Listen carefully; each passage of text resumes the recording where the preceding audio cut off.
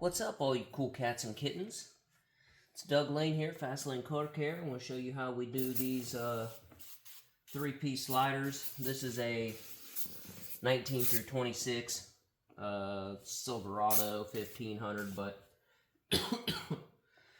really it's the same for pretty much everything. Now, got the headrests off. Some people say for the ones that flip down, there's no point in taking them off, but I take them off. So spray the glass cleaner on there.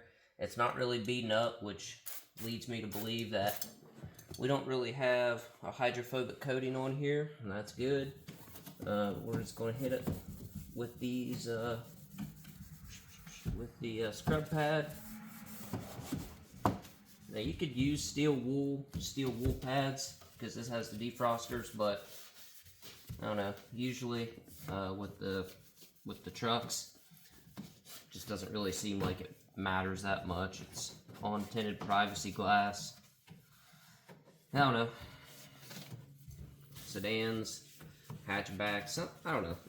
The problem with the steel wool is it seems like no matter how much you clean, you run a really high risk of finding steel wool bits in your film. Like, it don't matter how many times you squeegee or how many times you wipe it down with a microfiber, whatever. Seems like there's always something somewhere that came from that dang steel wool. So here lately I've just been kind of experimenting and cutting back on how often I use them, the steel wool pads, and just stick with the blue Scotch-Brite pads. You want to make sure you use either blue or white. Excuse me. Because the green will scratch. So I've got all my patterns in here and I've got them laid out in order. And I'm just going to air peel them. If this was like a nice new truck, I would probably lay a towel down so I don't get any moisture on the seat. But if you watch the video I did on the door panel removal, the panels are filthy. This is a work truck. This dude, you know, it's clean for a work truck, don't get me wrong, but it's a work truck. We'll wipe up our drips, and honestly, we'll be doing them a favor. So anyway, I'm going to air peel. Just give it a little mist. Just grab a hold with my wet thumb here. I don't know if you can see how I do that. I'm just going to let it drape on my forearm. Give it just a little mist.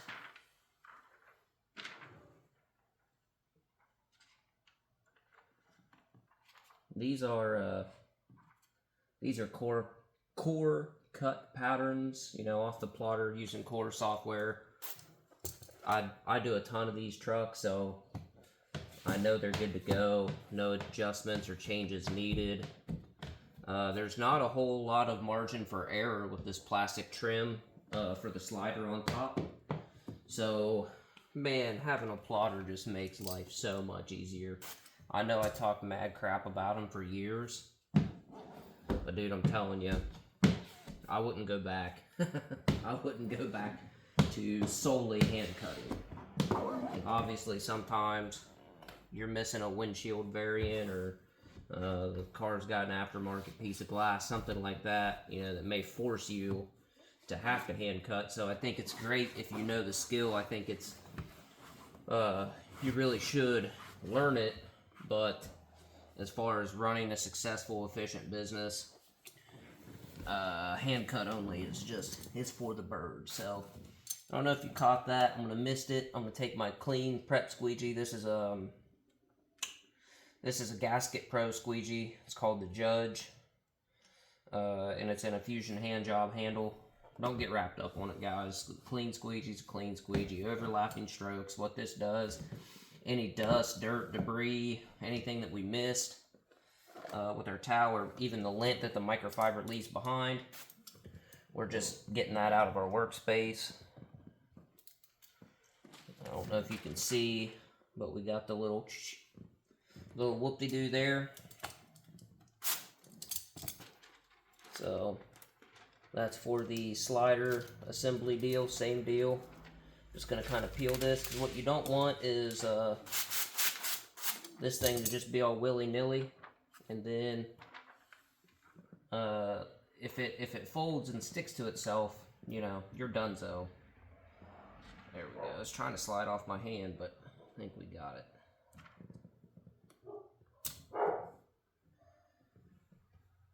Fine tune it. They definitely could have gave you a little extra film on this deal. It's a little bit tighter than I feel like it needs to be, but you can, if you're using software, man, you can edit it. You can make it one click wider, whatever. But this will work. Same deal. I'm going to come back with my Gasket Pro Judge. So I'm kind of gently swipe it through the middle, just that way. We're just anchoring it down some so it doesn't try to slide on us. Now for a hard extraction pass. Right now I'm using, what is this? The sledgehammer extractor. I like it. It's in a tender grooving Gasket Pro handle. It's kind of nice that you can do the removal. You know, you can switch blades without any tools.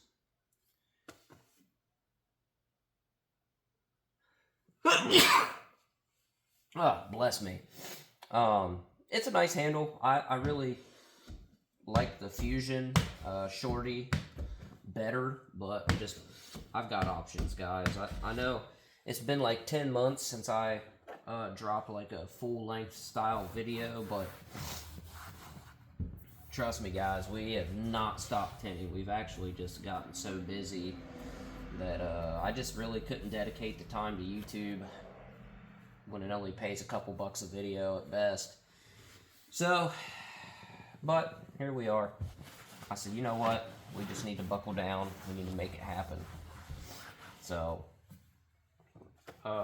with the phone, you know, recording on the phone, it makes it a lot easier than having to use iMovie and the GoPro and deal with GoPro overheating and all that stuff. But, you know, it is what it is.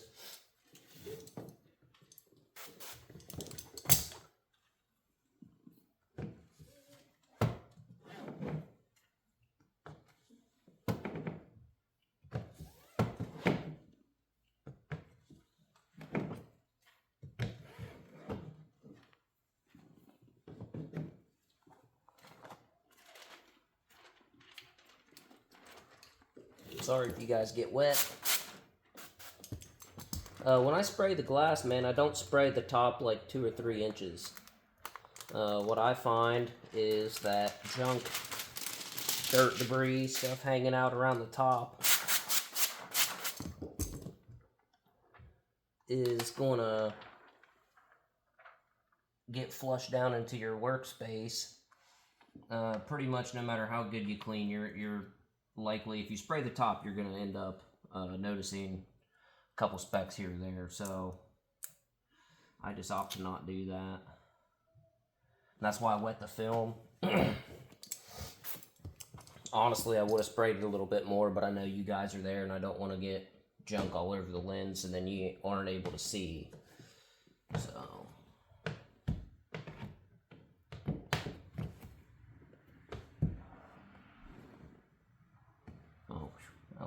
that was scary. Dude, it was my chapstick. It was my chapstick from where I held it. There's like a, it almost looked like old adhesive, but this isn't it's not a removal. So I was like, what? But it was just on the film. No big deal. Hard pass as always. Boom, boom. Clean up our mess. What did we do with our glass cleaner, guys? Oh, it's over here. Just give it a little mist. Come by with one of my green towels. And I know these will leave lint behind, so, and they're kind of streaky, but we'll hit it with the yellow towel here in a minute. Not that it really matters. It's not the end of the world.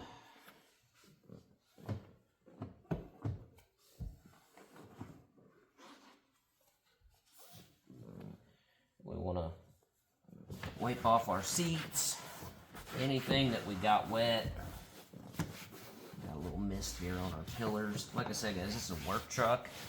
You know, if this was like a 26 Escalade or something, you know, high end, we would probably just take some different precautions and probably utilize the peel board instead of air peeling in the car. But said I just didn't feel like getting in and out, especially when you're there and my peel board's over there. So, you know, it is what it is.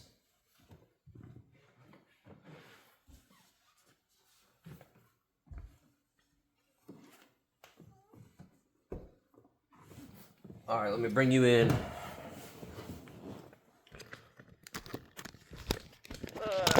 All right, 10 minutes, we got all three done. We got, you probably won't even be able to see it, but we got like 2 specks right here.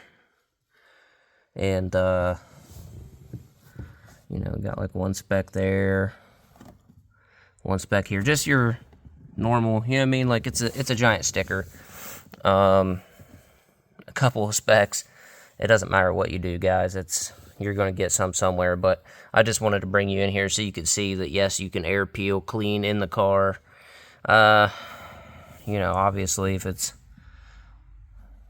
you know, super windy outside or something, if you're mobile, this can be a really helpful method. Like I said, it's on factory privacy glass, so you and me are the only ones that are going to know, but put your headrest back in. Pretty simple. A lot easier if you have both hands, because you got to start one side, then you got to push the little, oh, it's on this side, on this one. You got to push the little tabs. Boom. Same for the other ones. Oh my God, I think I mentioned earlier, some people, they say, well, why remove the headrest when you can just flip them down? Well, yeah, you can get your film. You can get your film dropped in there, but to me, I mean, it takes no time at all to take these out, and it just makes it that much easier to get a nice clean install. So that's all I got for you guys now. This is pretty much the same process for any 3-piece slider. You know, back glass, any truck back glass. Honestly, if it was a single piece, we'd just do things a little bit different, but the biggest thing is we definitely use the peel board. Having a plotter is really nice. We don't have to get in the truck bed, climb around, get lights in here and all that stuff. You just literally just click, click, cut, stick it, done. Maybe I'll show you guys how to use that, set it up. I do get some questions about plotters once in a while, so maybe I'll make like a full-length deal on that. But hey, till next time, guys, keep on sticking that film.